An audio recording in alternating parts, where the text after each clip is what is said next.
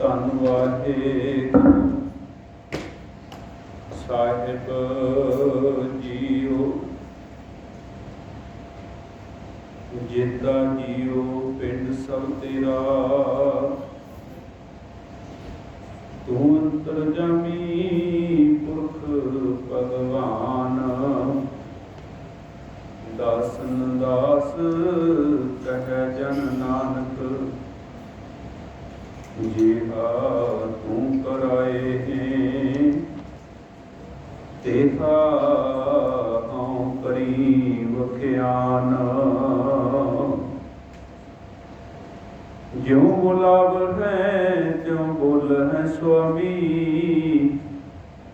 ਕੁਦਰਤ ਕਵਣ ਹਮਾਰੀ। ਸਾਧ ਸੰਗ ਨਾਨਕ ਜਸ ਗਾਇਓ, ਜੋ ਪ੍ਰਭ ਕੀ ਅਤ ਪਿਆਰੀ। ਵਾਹਿਗੁਰੂ ਸਾਹਿਬ ਜੀਓ। ਮੰਗਲਵਾਰੇ ਲੈ ਮਾਹੀਤ,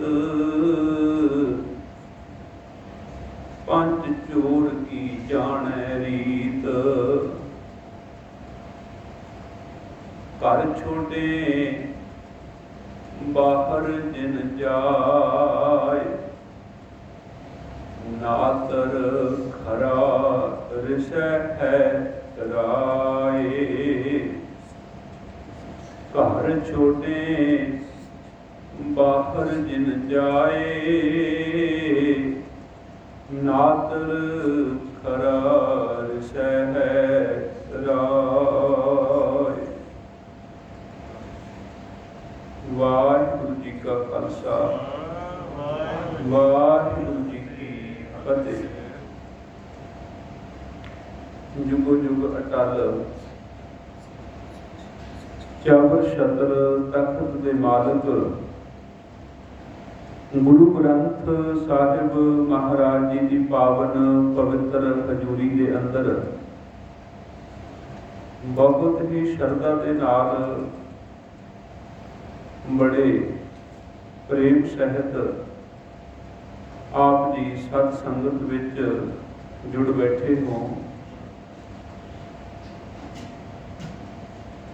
ਭਗਤ ਕਬੀਰ ਸਾਹਿਬ ਜੀ ਦੀ ਪਾਵਨ ਬਾਣੀ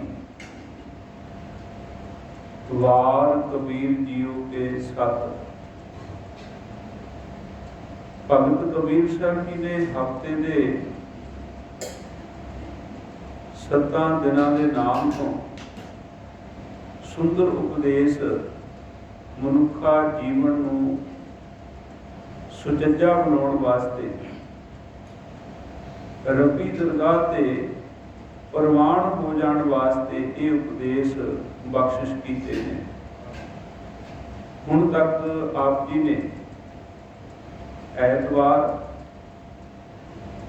ਔਰ ਸੋਮਵਾਰ ਇਹਨਾਂ ਦਿਨਾਂ ਦੀ ਵਿਚਾਰ ਸਰਵਣ ਕੀਤੀ ਹੈ। ਅੱਜ ਮੰਗਲਵਾਰ ਦੇ ਦਿਨ ਤੋਂ ਜੋ ਭਗਤ ਕਬੀਰ ਸਾਹਿਬ ਜੀ ਨੇ ਉਪਦੇਸ਼ ਬਖਸ਼ਿਸ਼ ਕੀਤਾ ਹੈ, ਇਸ ਦੀ ਵਿਚਾਰ ਆਪ ਜੀ ਨੇ ਸਰਵਣ ਕਰਨ ਦੀ ਕਿਰਪਾਲਤਾ ਕਰਨੀ ਜੀ।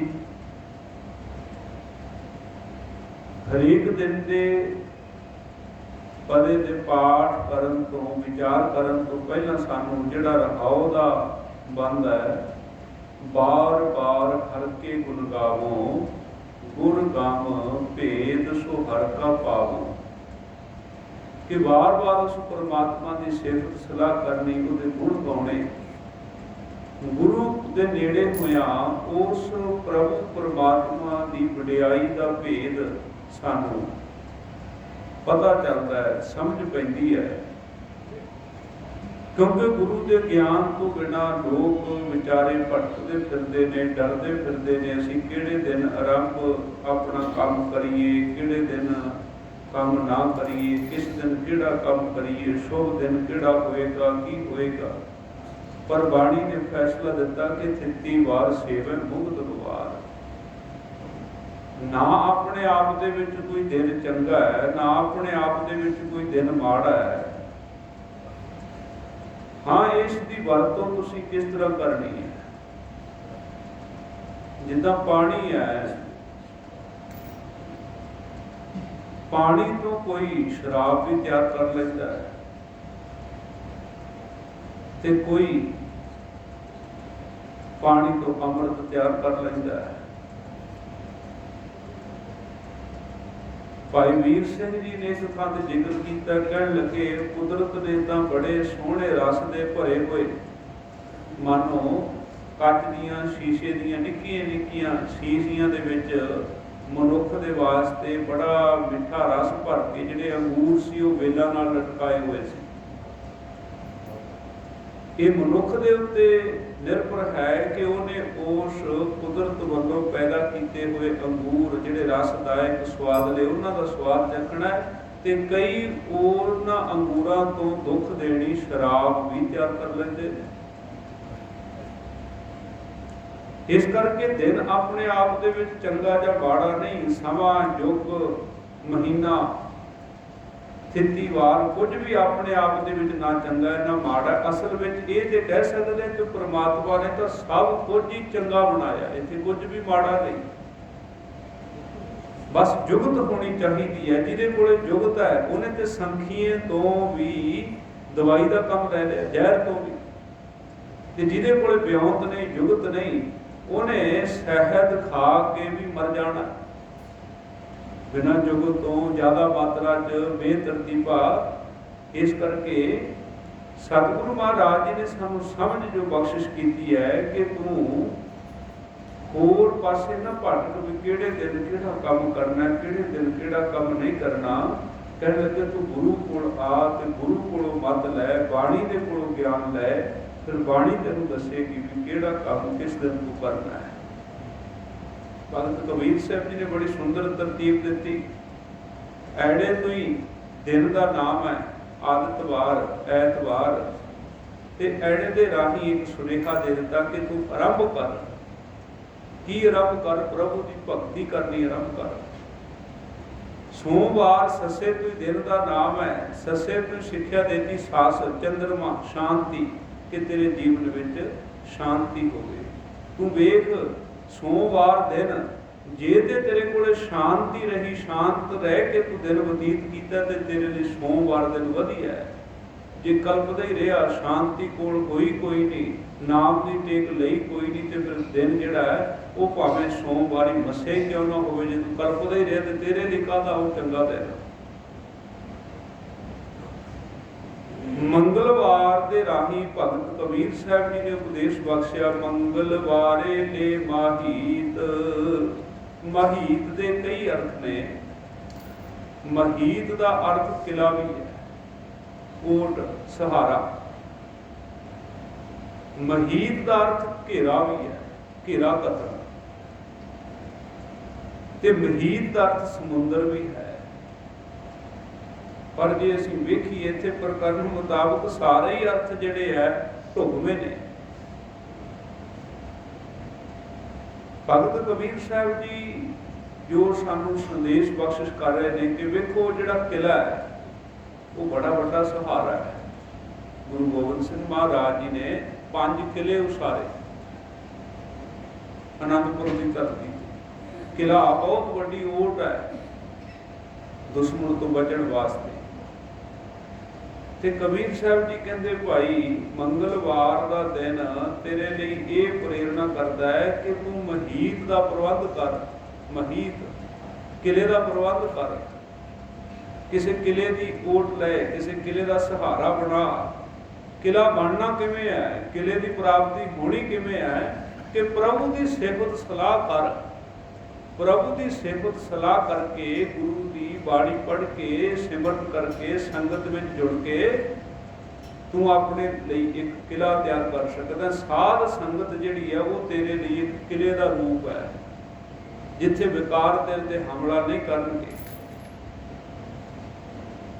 इस करके तू किले के नेड़े रह, किले की टेक लै। असीं वचन पढ़ते हाँ, ताकी वाओ ना लगई पार ब्रह्म शरणाई, चौगिरद हमारे राम कार दुख लगे न पाई। सतगुर पूरा भेटिया जिन बनत बनाई, राम नाम औखर दिया एका लिव लाई। कि ये बख्शिश ये मेहर हो गई साडे ते। गुरु का शब्द जिहड़ा है, गुरु की सेवत सलाह, वो तेरे आले दुआले रामकार है। वो किले दियां मजबूत कंधां दे वांग तेरी हिफाजत करेगी बाणी। प्रभु की कीती हुई सेवत सलाह ये तेरे वास्ते किला है। इस करके तू किले दे नाल जुड़िया रहो, किले दे अंदर आ, प्रभु की सेवत सलाह में जुड़। प्रभु की शरण सगल भय लाथे, दुख बिनसे सुख पाया। दयाल हुआ पार ब्रह्म स्वामी, पूरा सतगुर ध्याया। प्रभु की शरण एक किले की न्याई है। इस करके तू उस प्रभु की शरण में रह। पंच चोर की जाने रीत। किले की लोड़ क्यों पई? क्योंकि पंज बड़े बड़े चोर ने जिहड़े तेरे वल ध्यान ला के वेहदे ने। चोर उत्थे आउंदे ने जिथे कोई खजाना होवे, जिथे होवे कुछ ना उत्थे चोर आएगी क्यों? जे आएगा भी तो लेके की जाएगा? एक भिखारी ते भिखारन वो झोपड़ी दे विच अपने सुते पए ने ते अद्धी क रात नूं कुछ खड़का होया ते वो भिखार नूं कहण लगी अपने पति नूं, भिखारी नूं, कहंदी मैनूं लगदा है भी बाहर ना कोई चोर फिरदा है। वो कहंदा भी क्यों एवें चिंता करदी है, क्यों मेरी नींद खराब करदी है? चोर जे आएगा इत्थे दिने कुछ नहीं लभदा, रात नूं इत्थों की लभेगा? जे चोर मनुख की जिंदगी के आले दुआले फिरदे ने, इथों तक बाणी ने तक कहा इस देही अंदर पंज चोर वसन। देही के अंदर ही पंज चोर ने। इस देही अंदर पंज चोर वसन, काम, क्रोध, लोभ, मोह, अहंकार। वो की करते ने? किहड़ी चीज लुटते ने? साडे अंदर किहड़ा खजाना पिया है? अमृत लुट है। उत्थे अमृत के अर्थ ਹਨ शुभ गुण, दैवी गुण, चंगे गुण जिहड़े ने। चंगे गुणां नूं, शुभ गुणां नूं ਉਹ ਵਿਕਾਰ ਲੁੱਟ ਲੈਂਦੇ ਨੇ, ਖੋਹ ਲੈਂਦੇ ਨੇ ਸਾਡੇ ਕੋਲ। अमृत लूट है, मानुख नहीं बुझे, कोई ना सुने पुकारा। ਇਹ ਪੰਜ ਚੋਰ तेरे अंदर ਦੇ ਸਾਰੇ खजाने ਨੂੰ ਲੁੱਟ ਕੇ ਲੈ ਜਾਣਗੇ, ਖਾ ਜਾਣਗੇ, ਤੈਨੂੰ ਕੰਗਾਲ ਕਰ ਦੇਣਗੇ। तेरे कोले कोई नेक गुण नहीं रहन देणगे। इस करके इन्हां दी रीत जान। चोर दे बचाओ तो पहला चिंतन करना पएगा भी उन्हां चोरां दी रीत की है, लुटण दी विधि की है, ढंग तरीका की है उन्हां दा। हुण लोकां नूं चोर दी रीत दा पता है। एक गल ते प्रतੱਖ है ना, असीं की करदे आ भी हुण रात पै गई, ਅਸੀਂ ਕਹਿੰਦੇ ਹਾਂ ਵੀ ਇੱਥੇ ਕੋਈ ਪਹਿਰੇਦਾਰ ਹੋਣਾ ਚਾਹੀਦਾ। ਪਹਿਰੇਦਾਰ ਚਾਹੇ ਆਪਣੀ ਦੁਕਾਨ ਹੈ, ਚਾਹੇ ਕੋਈ ਹੋਰ, ਤੇ ਉੱਥੇ ਉਹ ਪਹਿਰੇਦਾਰ ਖੜਾ ਕੀਤਾ ਜਾਂਦਾ ਹੈ ਰਾਤ ਨੂੰ। ਇੱਕ ਗੱਲ ਤੇ ਸਾਬਤ ਹੋ ਗਈ ਵੀ ਜਿਹੜੇ ਚੋਰ ਹੈ ਉਹ ਰਾਤ ਨੂੰ ਆਪਣਾ ਦਾ ਲਾਉਂਦੇ ਨੇ। ਗੁਰਬਾਣੀ ਵਿੱਚ ਜਦੋਂ ਪਹਿਰਿਆਂ ਦੀ ਬਾਣੀ ਦਰਜ ਹੈ ਨਾ, ਗੁਰੂ ਗ੍ਰੰਥ ਸਾਹਿਬ ਦੇ ਵਿੱਚ ਪਹਿਰੇ ਸਰਲੇਖ ਦੇ ਵਿੱਚ ਵੀ ਬਾਣੀ ਦਰਜ ਹੈ। ਪਹਿਰ ਵੀ ਜਿਹੜਾ ਦਿਨ ਦੇ ਸਮੇਂ ਦੇ ਨਾਲ ਹੀ ਸੰਬੰਧਿਤ ਹੈ। ਤੇ ਉੱਥੇ ਜ਼ਿਕਰ ਆਉਂਦਾ ਹੈ ਕਿ ਜਿਹੜਾ ਤੀਜਾ ਪਹਿਰ ਹੈ ਨਾ, ਉਸ ਕਹਿੰਦੇ ਤੀਜੇ ਪਹਿਰ ਜੀਵਨ ਦੇ ਵਿੱਚ ਤੇਰੇ ਨਾਲ ਬੜੀ ਵੱਡੀ ਠੱਗੀ ਲੁੱਟ ਹੋ ਸਕਦੀ ਹੈ। ਚੋਰ ਤੇਰੇ ਤੇ ਹਮਲਾਵਰ ਹੋ ਸਕਦੇ ਨੇ, ਕਿਉਂਕਿ ਤੀਜੇ ਪਹਿਰੇ ਜਿਸ ਤਰ੍ਹਾਂ ਸਵੇਰ ਦਾ ਜਾਂ ਰਾਤ ਦਾ ਜਿਹੜਾ ਪਹਿਲਾ ਪਹਿਰ ਹੈ, ਰਾਤ ਨੂੰ 6 ਤੋਂ ਪਹਿਲਾ ਪਹਿਰ ਹੈ, 9 ਤੋਂ 12 ਦੂਜਾ ਪਹਿਰ ਹੈ, ਤੇ ਤੀਜਾ ਪਹਿਰ ਆ ਗਿਆ ਕਿ 12 ਤੋਂ ਲੈ ਕੇ 3 ਵਜੇ ਤੱਕ ਦਾ ਸਮਾਂ। ਤੇ ਅਕਸਰ ਹੀ ਚੋਰੀਆਂ ਡਾਕੇ ਇਸੇ ਸਮੇਂ 'ਚ ਹੀ ਹੁੰਦੇ ਨੇ। ਤੇ ਉੱਥੇ ਮਨੁੱਖ ਦੇ ਵੀ ਤੀਜੇ ਪਹਿਰ ਜੀਵਨ, ਤੀਜਾ ਪਹਿਰ ਕੀ ਹੈ ਮਨੁੱਖ ਦਾ? ਪਹਿਲਾ ਪਹਿਰ ਬਾਣੀ ਦੇ ਵਿੱਚ ਜ਼ਿਕਰ ਆਇਆ ਹੈ ਵੀ ਗਰਭ ਦੇ ਅੰਦਰ ਮਨੁੱਖ दूजा पैर ਉਹਦਾ बचपन ਤੇ ਤੀਜਾ पैर जवानी। ਤੇ ਇਹੀ ਸਮਾਂ ਜਿਹੜਾ ਤੀਜਾ ਪੈਰ ਇੱਥੇ ਹੀ ਮਨੁੱਖ ਉਜੜੇ ਪੈਂਦਾ, ਰਸਤੇ ਤੋਂ ਭਟਕਦਾ ਹੈ। ਇੱਥੇ ਹੀ ਇਹਦੇ ਭਟਕਣ ਦੇ ਜ਼ਿਆਦਾ ਚਾਂਸ ਹੁੰਦੇ ਨੇ, ਇੱਥੇ ਜ਼ਿਆਦਾ ਧਿਆਨ ਦੇਣ ਦੀ ਲੋੜ ਹੁੰਦੀ ਹੈ ਜ਼ਿੰਦਗੀ ਦੇ ਉੱਤੇ। ਸੋ ਭਾਵ ਜਿਹੜੇ ਚੋਰ ਨੇ ਇੱਕ ਤਾਂ ਹਨੇਰੇ ਦੇ ਟੇਕ ਲੈਂਦੇ ਨੇ, ਜਦੋਂ ਚੋਰ ਲੁੱਟ ਮਾਰ ਵੀ ਕਰਦੇ ਨੇ ਉਹ ਪਹਿਲਾਂ ਤਾਂ ਜਿਹੜਾ ਨਾ ਵੀ ਉਹ ਕੋਈ ਬਿਜਲੀ ਦੀ ਹੀ ਤਾਰ ਵੱਢਣਗੇ ਵੀ ਤਾਂ ਕਿ ਹਨੇਰਾ ਹੋ ਜਾਵੇ।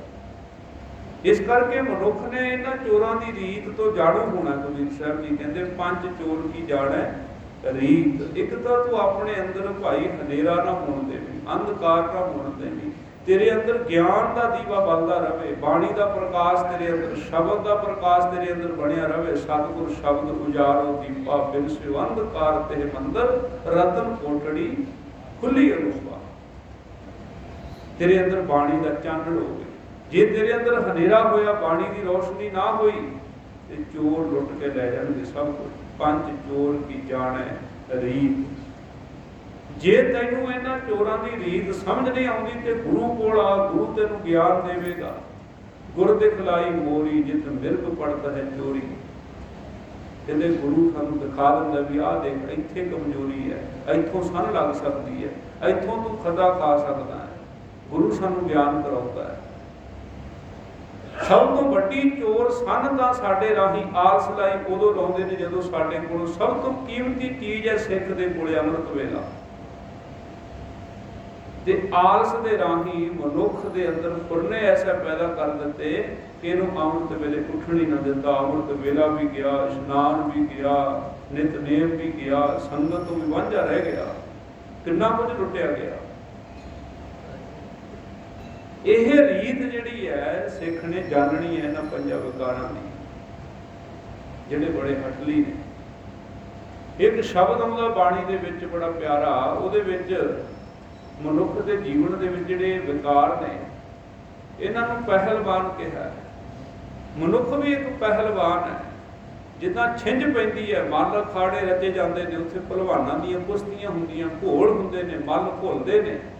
ਉੱਥੇ ਬਹੁਤ ਕੁਝ ਹੋਰ ਵੀ ਹੁੰਦਾ, ਢੋਲ ਵੱਜ ਰਹੇ ਹੁੰਦੇ ਆ, ਨਫੀਰੀਆਂ ਵੱਜ ਰਹੀਆਂ, ਕੋਈ ਜਿੱਤ ਰਿਹਾ, ਕਿਸੇ ਦੀ ਝੰਡੀ ਹੋ ਰਹੀ ਹੈ, ਉਹਨੂੰ ਵੱਡਾ ਦਮਾਲਾ, ਉਹਨੂੰ ਉਹਦੇ ਸਿਰ ਤੇ ਪਗੜੀ ਸਜਾਈ ਜਾਂਦੀ ਟੋਟਲੇ ਵਾਲੀ, ਉਹਦੀ ਬਾਂਹ ਉੱਚੀ ਕਰਕੇ ਉਹਨੂੰ ਸਾਰਿਆਂ ਤੋਂ ਤਾੜੀਆਂ ਮਰਵਾਈਆਂ ਜਾਂਦੀਆਂ ਵੀ ਇਹ ਜਿੱਤ ਗਿਆ।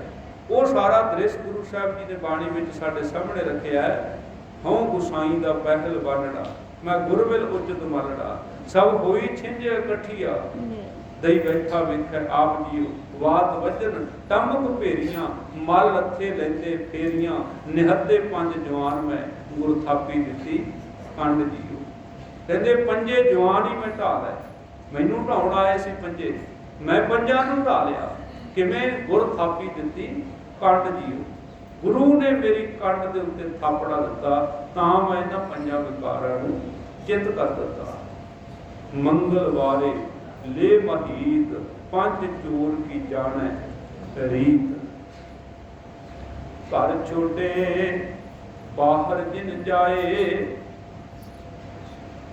ਹੁਣ ਕਬੀਰ ਸਾਹਿਬ ਜੀ ਵਚਨ ਕਰਦੇ ਨੇ ਕਿ ਭਾਈ ਜੇ ਤੂੰ ਇਸ ਕਿਲੇ ਨੂੰ, ਇਸ ਘਰ ਨੂੰ, ਆਪਣੇ ਟਿਕਾਣੇ ਨੂੰ, ਜਿਹੜਾ ਪ੍ਰਭੂ ਦੀ ਸ਼ਰਨ ਹੈ, ਪ੍ਰਭੂ ਦੀ ਸੇਵਕ ਸਲਾਹ ਕਰਨੀ, ਜਿਹੜਾ ਇਹ ਕਿਲਾ ਬਣਾਇਆ ਸੀ, ਸ਼ਬਦ ਦੀ ਟੇਕ ਲਈ ਸੀ, ਬਾਣੀ ਦੀ ਓਟ ਲਈ ਸੀ, ਜੇ ਤੂੰ ਇਸ ਨੂੰ ਛੱਡ ਕੇ ਹੋਰ ਥਾਂ ਤੇ ਜਾਏਗਾ ਤੇ ਖਤਾ ਖਾਏਗਾ। ਜਿੱਦਾਂ ਮਾਂ ਬਾਪ ਆਪਣੇ ਬੱਚੇ ਨੂੰ ਸਮਝਾਉਂਦੇ ਨੇ ਵੀ ਪੁੱਤਰ ਘਰੋਂ ਬਾਹਰ ਨਾ ਨਿਕਲੀ। ਬਾਹਰ ਲੋਕ ਬਹੁਤ ਐਸੇ ਤੁਰੇ ਫਿਰਦੇ ਨੇ, ਕੋਈ ਤੈਨੂੰ ਵਰਗਲਾ ਕੇ ਲੈ ਜਾਏਗਾ, ਕੋਈ ਤੈਨੂੰ ਚੁੱਕ ਕੇ ਲੈ ਜਾਏਗਾ। ਇੱਕ ਬੜੀ ਜਿਹੜੀ ਪ੍ਰਸਿੱਧ ਕਥਾ ਹੁੰਦੀ ਹੈ, ਜਦੋਂ ਰਾਵਣ ਸੀਤਾ ਨੂੰ ਹਰ ਕੇ ਲੈ ਕੇ ਜਾਂਦਾ ਹੈ, ਉਹ ਤਾਂ ਹੀ ਚੁੱਕ ਸਕਿਆ ਨਾ ਜੇ ਸੀਤਾ ਨੇ ਉਹ ਖਿੱਚੀ ਹੋਈ ਲਕੀਰ ਨੂੰ ਪਾਰ ਹੋਈ, ਜੋ ਬਾਹਰ ਗਈ ਤੇ ਚੁੱਕ ਕੇ ਲੈ ਗਿਆ। ਇਸ ਕਰਕੇ ਕਹਿੰਦੇ ਤੂੰ ਸੰਭਲ ਕੇ ਰਵੀ। ਗੁਰੂ ਨੇ ਜਿਹੜੀ ਤੇਰੇ ਆਲੇ ਦੁਆਲੇ ਇੱਕ ਰਾਮ ਕਰ ਖਿੱਚੀ ਹੋਈ ਹੈ ਨਾ, ਜਿਹੜੇ ਜਿਹੜੇ ਕਰਮ ਤੈਨੂੰ ਦੱਸੇ ਨੇ ਵੀ ਇੱਧਰ ਨੂੰ ਨਾ ਜਾਈ, ਕਿਉਂਕਿ ਸੋ ਸਿੱਖ ਸਖਾ ਬੰਧਪ ਹੈ ਭਾਈ, ਜੇ ਗੁਰ ਕੇ ਭਾਣੇ ਵਿੱਚ ਆਵੇ, ਆਪਣ ਭਾਣੇ ਜੋ ਚੱਲੇ ਵਿਛੜ ਜੋਟਾ, ਉਹ ਤਾਂ ਜੋਟਾ ਖਾਂਦਾ ਹੈ। ਕਿਉਂਕਿ ਜਦੋਂ ਬਨਵਾਸ ਦੇ ਸਮੇਂ सीता ने एक मिर्ग नूं हरण नूं फड़न वास्ते रामचंद्र जी नूं भेजिया ते वो लक्ष्मण जी नूं कोल छड्ड गए ने। ते अचानक जंगल दे विचों इदां दी आवाज़ आई, इउं लग्या भी रामचंद्र जी किसी मुसीबत विच ने। ते लक्ष्मण जी आले दुआले एक लकीर खिंच के राम पर खिंच गए ते आप उधर चले गए। पर वो रावण ने जो छल कीता ते सीता उहदे विच उलझ गई, चुकी गई, हर लई गई। इसे तरह ही जिहड़ा असीं शब्द हुणे पढ़िया भी ताती वाव न लगे पार ब्रह्म शरणाई चौगिरद हमारे राम कार दुख लगे न भाई। कहते बाणी का जाप ही साडे लई राम कार है। सिख नूं हुक्म है 16 शब्द का पाठ पढ़, 16 शब्द का पाठ करना इन्नी बरकत वाला है भी मानो तुसीं अपने आले दुआले जिहड़ा ना भी लोहे का किला उसार लिया, लोहे का किला बन गया तुहाडे आले दुआले। जिन्हें 16 शब्द का पाठ रात नूं सुधिया, ना कोई तुहानूं सुपना डरावे, ना तुसीं बरडावो, ना कोई होर बुरी बला तुहाडे नेड़े आवे। बाणी दे जाप विच इह समर्थ है। हर सिख नूं हुक्म है अमृत वेले सब तो पहला उठ के भी बाणी पढ़े, रात नूं सौण लग्या भी 16 शब्द का पाठ करके सोवे। इस करके बाणी की टेक एक भाई गुरदास जी का मुबारक वचन है। ਉਹਦੇ ਵਿੱਚ कई ਗੱਲਾਂ ਦਾ ਜ਼ਿਕਰ करते ने भाई साहब भाई गुरदास जी कि खुले से बंधन वेखे भलो है सिचाने जाते, जीव का तो करे ना बेकार होया आवे। कि बाज दे पेटी पाई है वो काबू कीता होया, वो खुले उड़ते बाज दे नाल वो कहते चंगा है, क्योंकि वो एवें किसी जीव का घात नहीं करेगा, कोई होर उसका डर नहीं, कोई होर नुकसान नहीं करेगा। खुले से बंधन वेखे भलो है सिचाने जाते, जीव का तो करे ना बेकार होया आवे। फिर वो जिक्र करते ने खुले से बंधन विखै चकई भली जाते, राम रे मेट निस्परे संग पावे। जदों बनवास दे विच सन रामचंद्र जी ते कहंदे उदों चकवा ते चक भी बैठे, उन्होंने मजाक कीता, जिस तो खिज के रामचंद्र जी ने भी कह दिता कि तुसी भी जो रात पिया करेगी ना विछड़ जाया करोगे। चकवा ते चक भी कहते हुण जो सारा दिन कट्ठे चोआ चुगदे उड़दे, जो हनेरा हुंदा वो एक दूजे तो वख हो जाते हैं, मिल नहीं सकते। एक कबीर साहब जी ने भी इस घटना को बाणी विच लिखिया ठीक कुछ वरतिया। कबीर चकई जो दिस विछड़े आए मिले प्रभात, जो जन विछड़े राम ते ना दिन मिले ना रात। कहते वो चकई चकवा ते चक भी नूं पिंजरे च बंद कर दे, कहते फिर डर ही कोई नहीं, ना किसी शराब का डर, वो इकट्ठे ही रहणगे। भाव एक मर्यादा विच एक निश्चित थां दे उत्ते। पंछी भी हनेरा पैंदा रात नूं डर है, वो भी आपो अपने आलणे नूं आ जांदे ने। सिख दा आलणा है साध संगत, बाणी दी टेक, गुरु दे चरणां दी शरण विच सिख रवे, इहनूं छड्ड के किधरे होर ना जावे। घर छोटे बाहर गिर जाए। एक कबीर साहब की बाणी में जिक्र आता है, कबीर साहब जी जिक्र करते हैं एक मच्छी की उदाहरण देते हैं। कहते कि निक्की जी कोई छपड़ी होवे, ਉਹਦੇ ਵਿੱਚ मच्छी रह रही है ਤੇ ਉਹਦੇ ਵਾਸਤੇ बड़ा खतरा है, क्योंकि जीवन ने आना है, जाल लाना बड़ी आसानी नाल फड़ लेना निक्की जी छपड़ी ते जे किते ਉਹੀ मच्छी ਵੱਡੇ ਸਮੁੰਦਰ ਵਿੱਚ ਰਹਿੰਦੀ ਹੋਵੇ ਤੇ ਉਹਨੂੰ ਇੰਨਾ ਖਤਰਾ नहीं है, वो आसानी नाल हथ नहीं आएगी, जाल ते नहीं फसेगी। कबीर साहब जी ने दृष्टांत दिता है, कहने लगे कबीर थोड़ा जल माछड़ी झीवर मेलियो जाल, ਇਹ ਟੋਗਣਾ ਨਾ ਛੂਟ ਸੈ ਫਿਰ ਕਰ ਸਮੁੰਦ ਸੰਭਾਲ।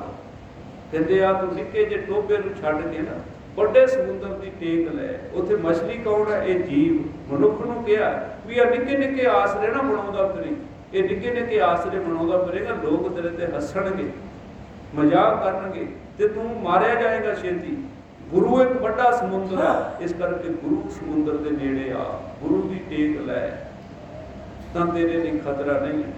कबीर समुंद ना छोड़ी है, जो अत खारो होए, पोखर पोखर ढूंढते भलो न कह है कोई। घर छोटे बाहर जिन जाए कि अपने गुरु का दर ਗੁਰੂ ਦਾ ਦਰ, ਸਾਧ ਸੰਗਤ ਦਾ ਦਰ ਤੇਰੇ ਲਈ ਕਿਲੇ ਦੇ ਸਮਾਨ ਹੈ। ਇਹਨੂੰ ਛੱਡ ਕੇ ਕਿਧਰੇ ਹੋਰ ਨਾ ਤੁਰਿਆ ਕਰੀ। ਸੁਖਮਨੀ ਸਾਹਿਬ ਦੀ ਬਾਣੀ ਵਿੱਚ ਅਸੀਂ ਵਚਨ ਪੜ੍ਹਦੇ, ਕਬ ਨੂੰ ਸਾਧ ਸੰਗਤ ਇਹ ਪਾਵੈ, उस स्थान पे वह न आवे, अंतर होए ज्ञान प्रकाश, के अंदर ज्ञान का प्रकाश होएगा, उस स्थान का नहीं विनाश। मन तन नाम रते एक रंग,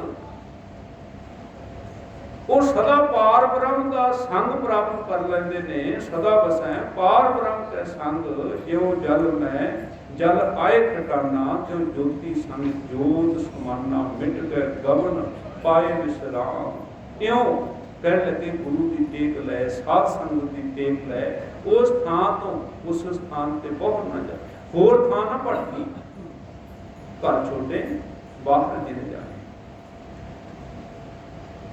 नातर खरार सहराए, कहते नहीं ते राजा वो प्रभु तेरे नाल नाराज होएगा जे तू इस किले नूं छड्ड के किधरे होर भटकदा करेगा। वो परमात्मा तेरे ते नाराज होएगा। इस करके भाई गुरु की नाराजगी ना छेड़ी, गुरु के दर नाल जुड़िया रवि। गुरु नानक साहब महाराज जी ने एक चक्की की उदाहरण दी सी, 2 फुट जोड़ के पीछण आए बहेठ, जो दर रहे सो उबरे नानक अज बडेठ। कि जो चक्की चलती है दाने पाए जाते हैं, वो 2 पत्थरों के पुड़ां दे विच वो जिहड़ी है दाने पीसे जाते हैं, आटा बन जाते हैं, पर जिहड़े दाने किली दे आले दुआले टिक गए ना, वो साबत रहे, बच गए।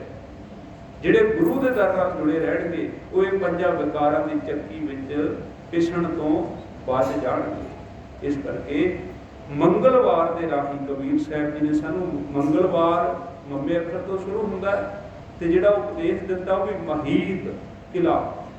गुरु एक किला है, साध संगत एक किला है, बाणी एक किला है, नाम एक किला है। ਇਹਦੇ ਨਾਲ जुड़िया रहे, 5 विकारां ਤੋਂ तेरा बचा रहेगा। एक वचन होता बाणी विच, धावो दशा अनेक प्रेम प्रभ कारणे, 5 सतावे दूत कवन विद मारणे। कहने लगे ये 5 विकार मैनूं सता रहे ने, इन्हां ਤੋਂ मैं किवें बचा करा अपना। 5 सतावे दूत कवन विद मारणे। ते उत्थे जिक्र कीता कहने तीखण बाण चलाए, कहने तू तिखे तीर छड्ड, इन्हां 5 विकारां नूं मार दे। वो 5 तिखे तीर किहड़े ने? कहने तीखण बाण चलाए, नाम प्रभ ध्याईए, हर हां 5 विखाती घात। 5 विखाती घात, इन्हां 5 विकारां नूं घात लाया जा सकदा है जे वाहिगुरू दे नाम दी टेक लई जावे। सतगुरु जी किरपा करन। कबीर साहब जी ने इस मुबारक वचन की व्याख्या विचार करते हुई बेअंत खुदा क्षमा करनिया जी।